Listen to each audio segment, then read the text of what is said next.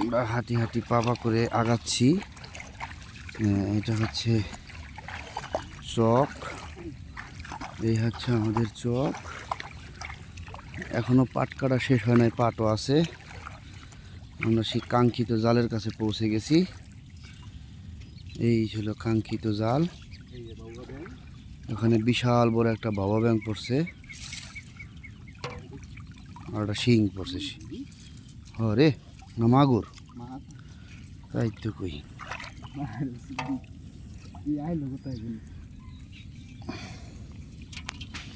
একটা মাগুর মাছ পড়েছে বড় অবশ্য।